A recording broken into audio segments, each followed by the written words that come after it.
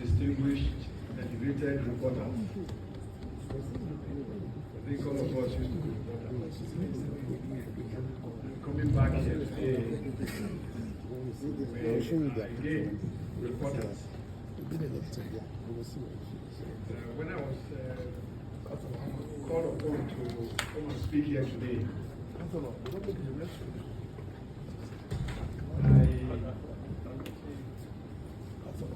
I wondered whether there was anything really to be said again, because we've said so much about June 12th. The only observation is that I'm not sure people are listening to us.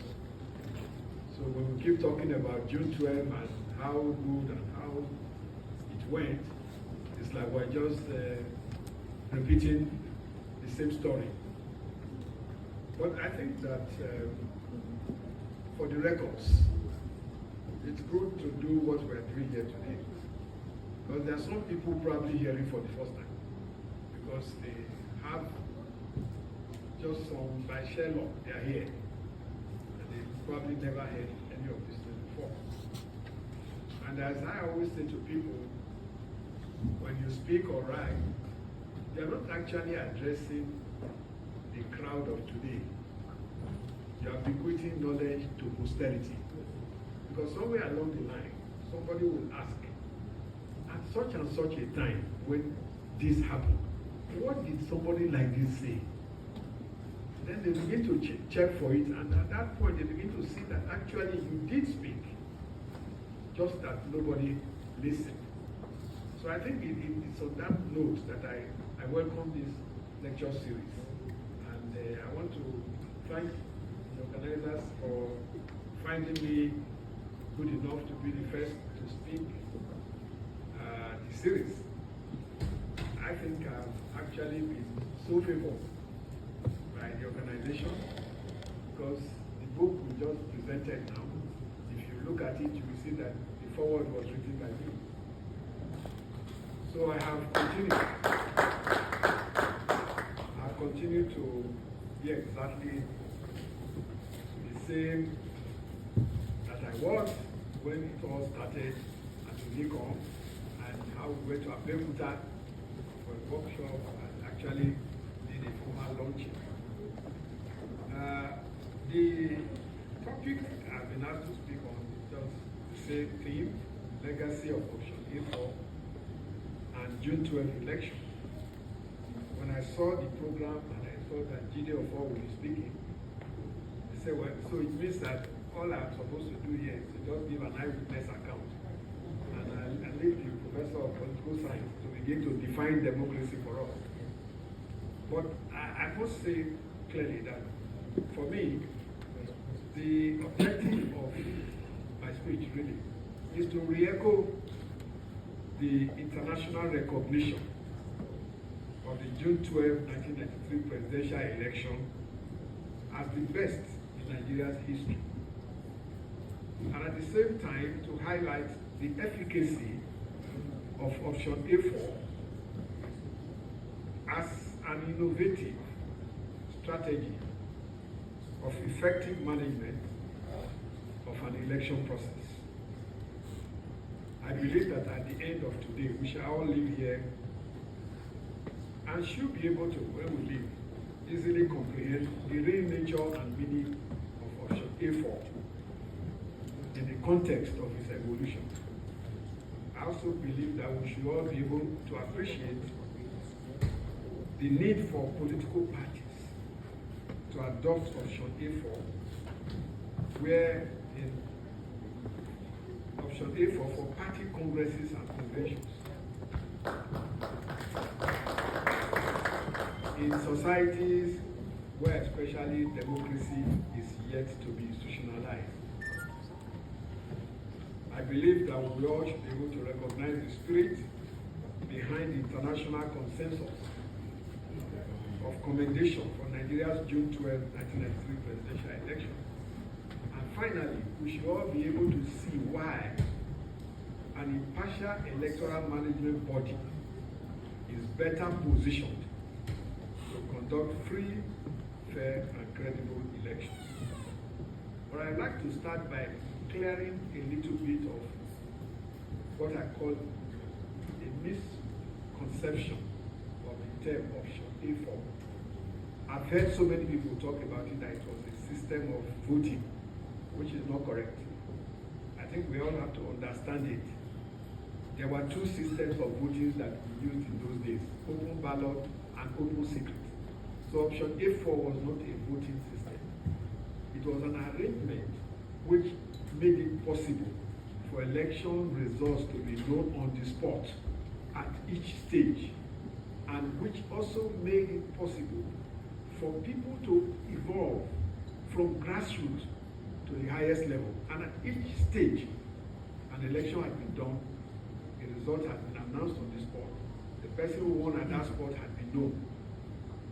And therefore, we were able to know the difference between results and declaration of winners. Today, the media tend to think that they can only announce declaration of winners, which is wrong. And it is one of the reasons why people are able to rig, because we wait to announce declaration of winners. We have a duty to announce declaration of results at each spot.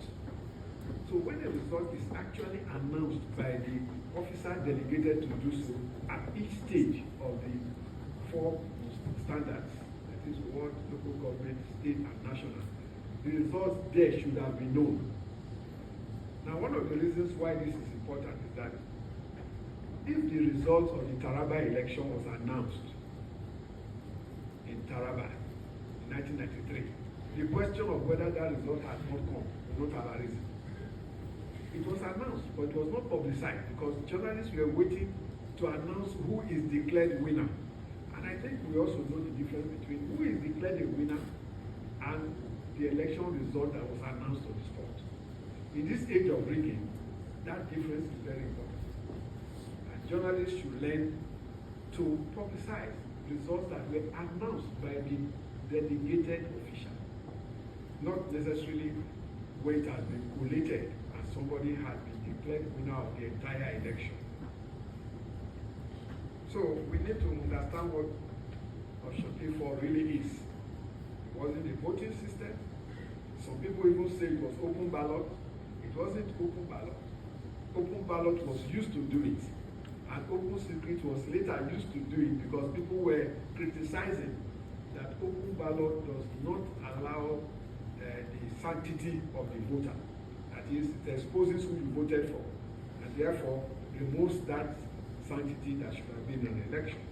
So we should not make the mistake of taking option A4 to be an election kind of voting system.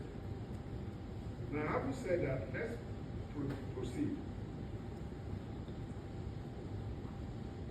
to what I would call the significance of June 12th.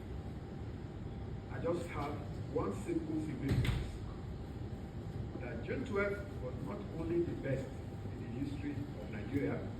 All elections before it had problems. All elections after it had problems. So it was a watershed. It's very easy to know the difference. Before June 12th, we had elections in 1959, 1964, 1979, 1983. All of them had problems.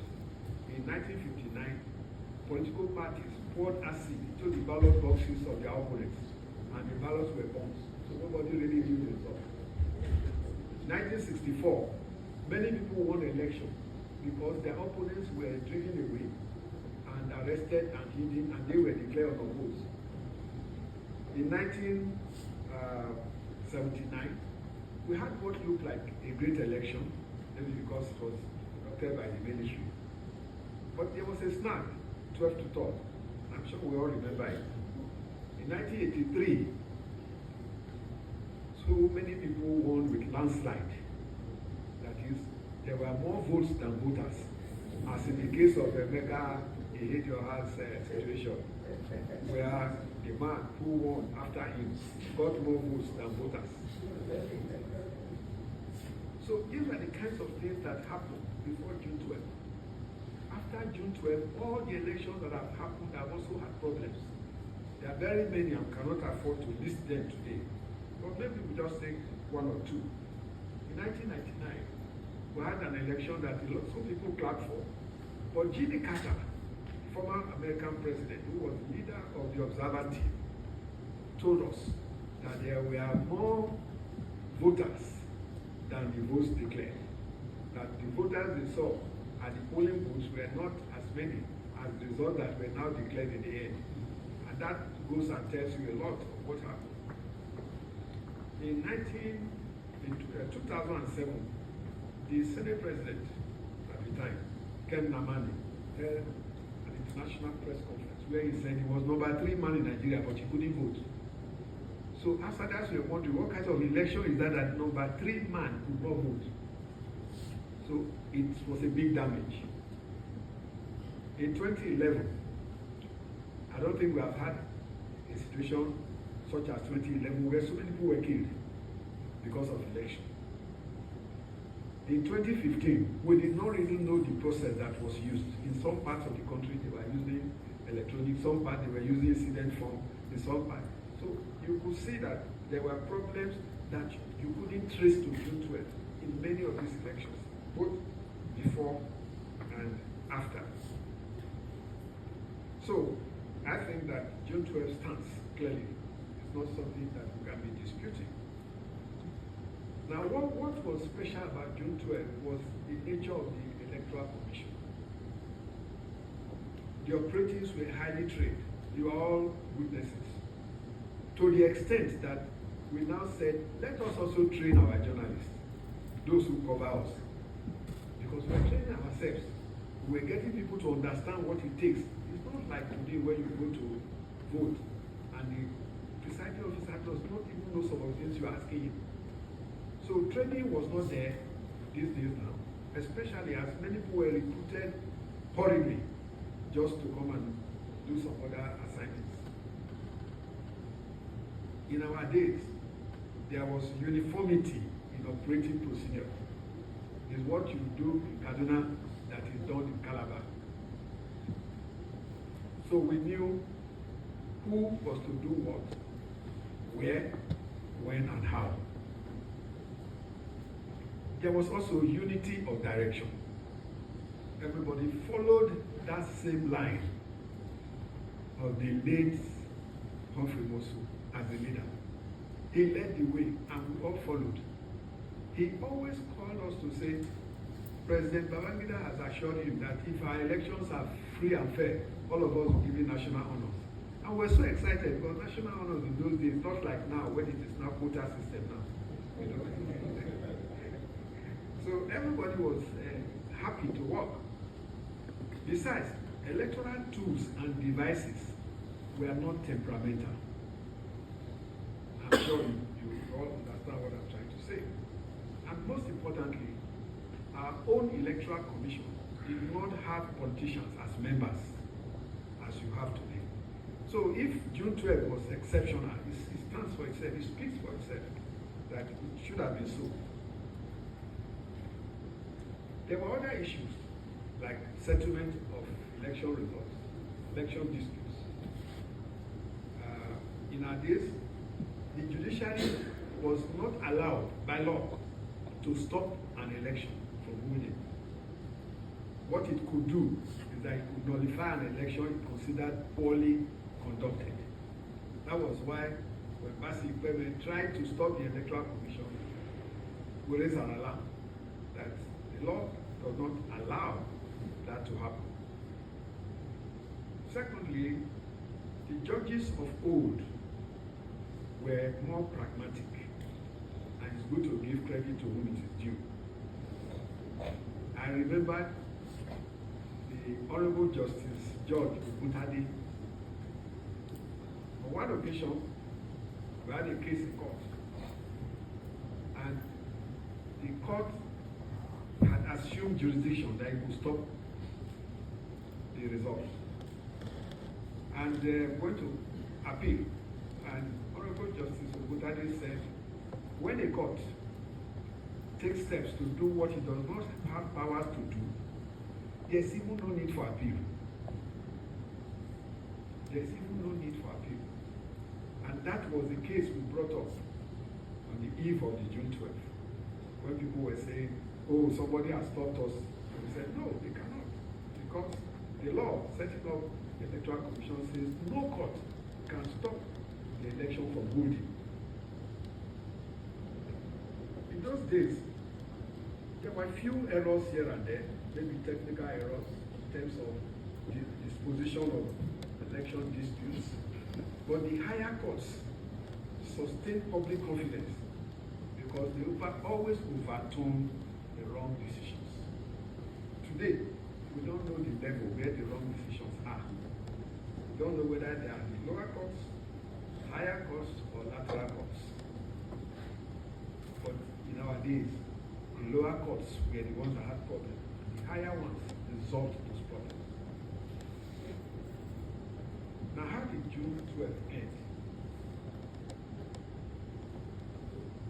I think this is important because Professor Gideon is only going to give you what some people told him. But I want to tell you what transpired during June 12th.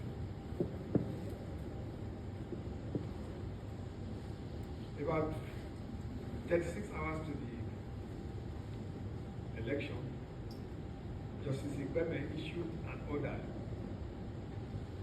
in the middle of the night, stopping us. And as I made reference to before, it didn't make sense to us because no court had right to stop us. And we made that same point, and governments agreed with us, and the election went on.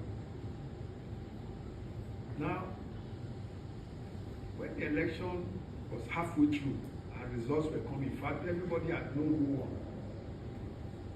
We were stopped. I was stopped from continuing to place the results on the big boards in front of the Electoral Commission. I'm sure you remember. And then Nigerians are saying, why did you obey the second ruling when you did not obey the first one? Now, there's a difference. The first one was an effort to stop us from doing our work. The second one was a nullification of a result. And Justice Saleh, the Chief Judge of Abuja, who gave the second order, did not just give an order. He issued a bench warrant of arrest to arrest Professor Wosu and his officials. Now, this point now has gotten to where you are now talking about self-preservation, where you are now talking about the liberty of the individual. Now, what was prominent at this point that really made all of us a little bit unhappy is that the Attorney General of the Federation, the late Clement Abango, who had led the team that reminded the whole nation that the court could not stop us, was the one who served the warrant of arrest on us. So in other words, we're now on our own at that point. It was clear that government of the day had disowned us, and we were just like orphans. There were so many stories that were going around. Some said Professor Wosu was slapped. There's someone checked that somebody gave him, etc., etc. There was nothing like that. What happened was that the Electoral Commission was suspended. And Professor Wosu and others could no longer come to work. Those of us civil servants who could go to work, in the evening we'll go and meet them in the house, and then they will give us chicken and all this. We'll all sit down there and we're eating and enjoying. Where the stories of slap and all of that was coming from, nobody knew that. But the important thing is that because of that suspension, the commission was now unable to continue with what it would have loved to do. But the civil servants continued. We had a young man, Buhari Bello, who was our director of legal service. He went to a court of appeal against Justice Saleh's order. The day the court of appeal was to deliver judgment, and we all knew what the court of appeal was going to say from the process that had continued, that was the day an unsigned statement, a sheet of paper, went round to say that June 12 had been annulled. That rendered the verdict of the court of appeal irrelevant. There was even no opportunity anymore for the court of appeal to say anything, because when we resumed in court that morning, we were all now told June 12 had been annulled. So events had overtaken the court order. So those who keep talking about, oh, the NEC people could not do anything, they were afraid or they were not courageous, they did not understand what was happening at all. And it's important that wherever they are, they should understand what happened and stop the idea of blaming the wrong people. I mean, the last one that happened, which really made some of us very happy, was an effort to honor Professor Wosu, and people in the National Assembly were saying that he didn't have courage to do what? It was not the role of Professor Wosu to annul or stop annulment. His role was to conduct election. He did. The international community said it was the best. So how do you come to blame him for an item that was outside of his own work? Annulment was not an electoral commission's work. It's not us that annulled. It's not us that could have stopped annulment. Those who could have stopped the annulment were part of the annulment. Even the winning party was part of the annulment. As soon as they realized that the military wanted to stay, everybody was scared. And so those who won even ignored their own victory. I'm sure you all know that many of them were now ministers in the military government that came after. You know, when you see people who have guns that could not object to something, then you say to the Iredia, whose most dangerous weapon is a kitchen knife. It's the one that should face the military and say, no, you can't allow. I think we should learn to be more charitable than we have been.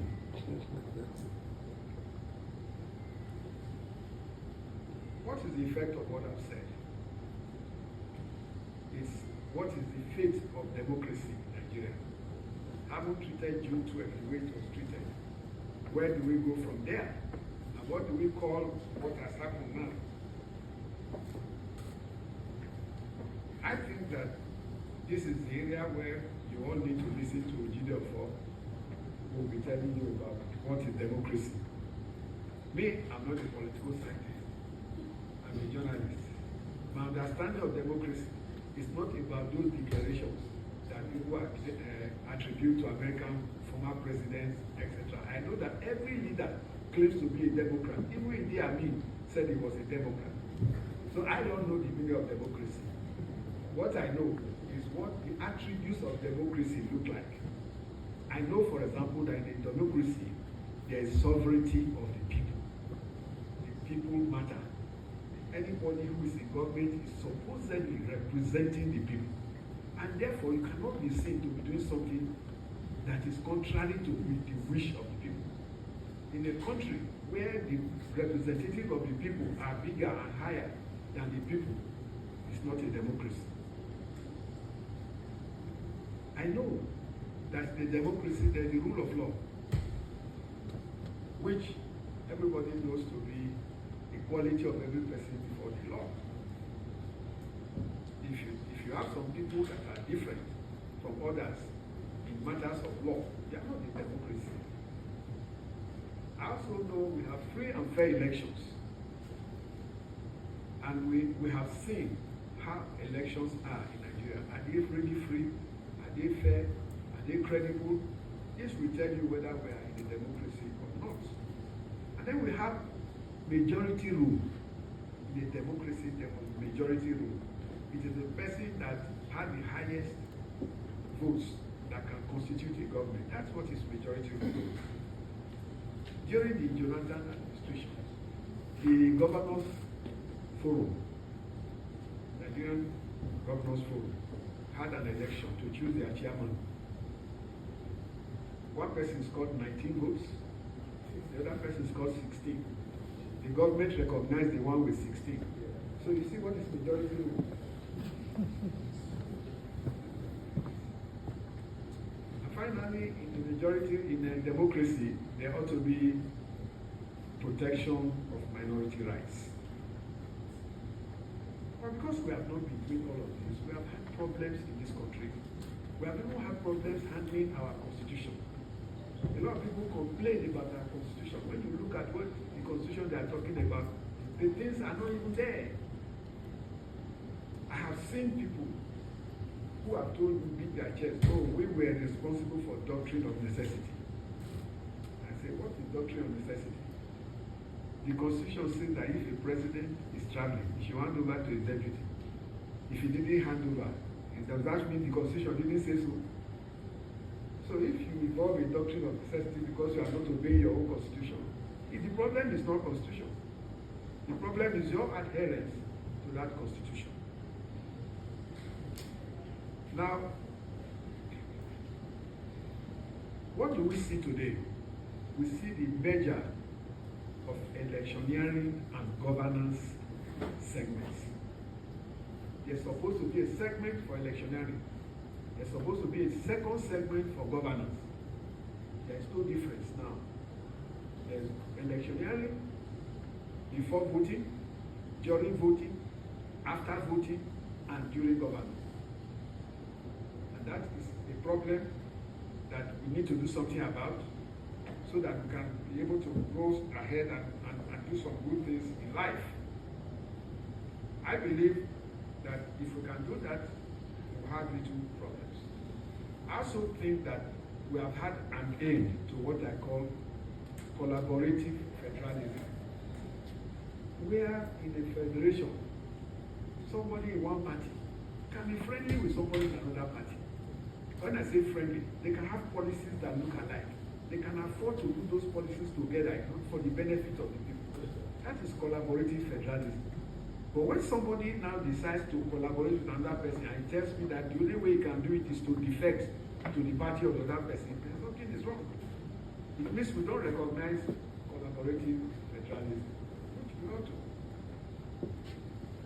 I see many governors, especially who is defecting now.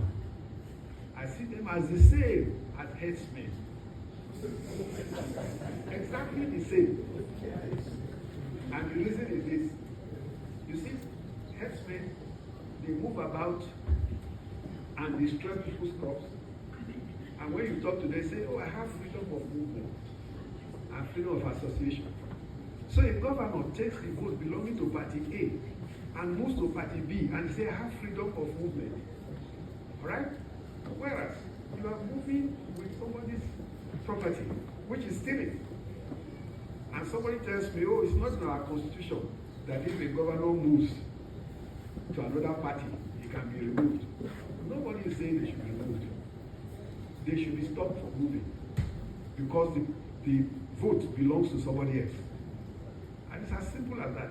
If we have a proactive judicial system, we should be able to tell the governor that, look, you are free to move up and down, but this vote you are taking is not yours, so you can't take it. That's pragmatism.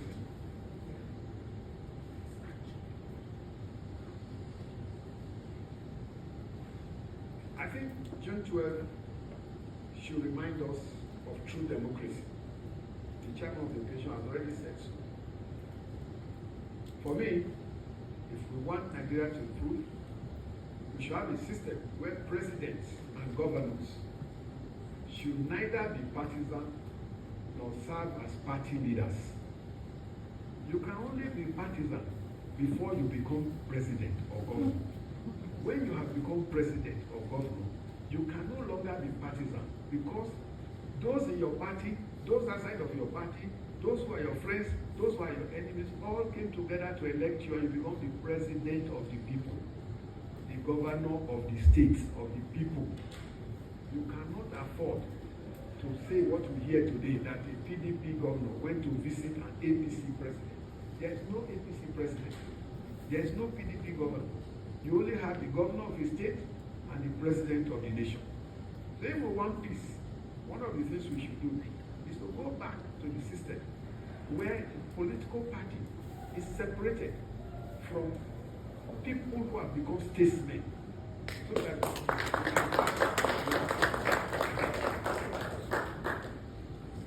I also think that if we want to stop the idea of unnecessary litigation and all of that, we can also recognize that justice is not about only plaintiff and defendant.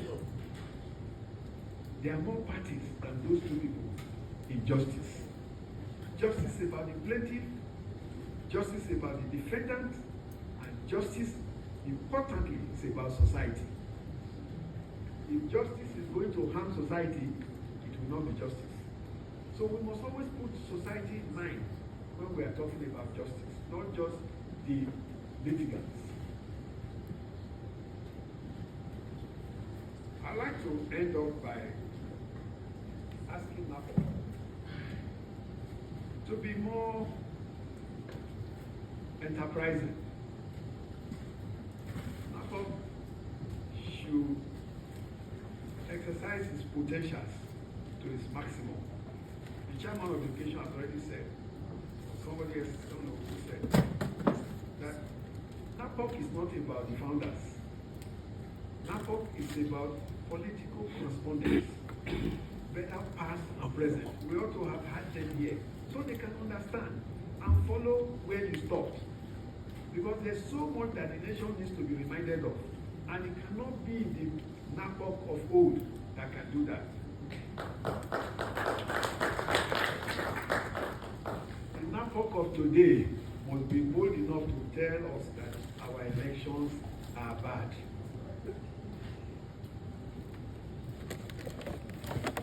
They should be able to tell us that we want INEC to be accountable. INEC cannot conduct election and you go to court, and you that did not conduct it, you are the one being required to bring the details. And the INEC that did it is hiding the details. And then you come to court and say, INEC has not given me, then the court issues order. Give them. INEC itself should be accountable. It is an institution.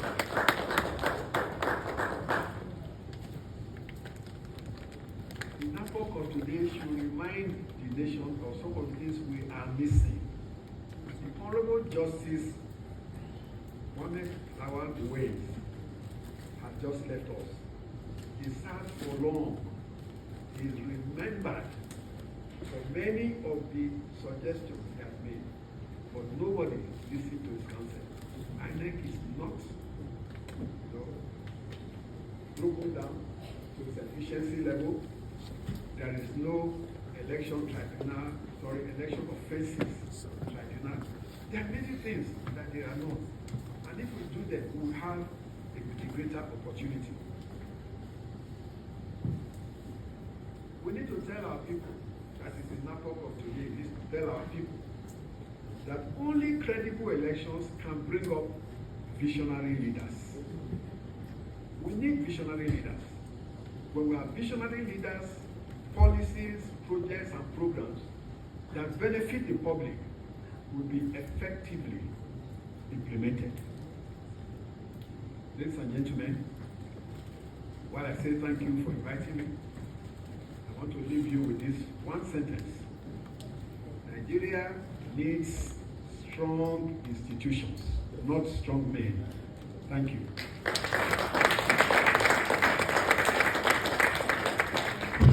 I think we should keep the applause going.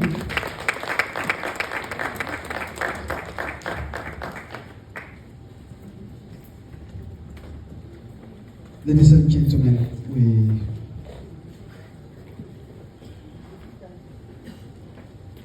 cannot but